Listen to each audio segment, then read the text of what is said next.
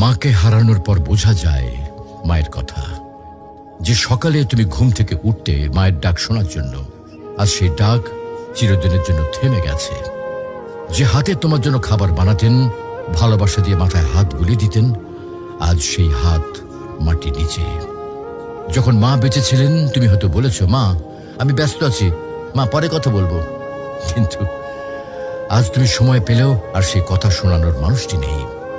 আজ তুমি চাইলে আর মাকে ফোন করে বলতে পারবে না, মা আমি পৌঁছে গেছি। আজ তুমি ঘরে ফিরলেও আর কেউ দরজায় দাঁড়িয়ে হাসি মুখে বলবে না, টেবিলে খাবার রাখা আছে, খেয়ে নিস বাবা। মাকে হারানোর পর বোঝা যায় তিনি শুধু একজন মা ছিলেন না, তিনি ছিলেন ঘরের আলো, জীবনের দোয়া আর হৃদয়ের শান্তি।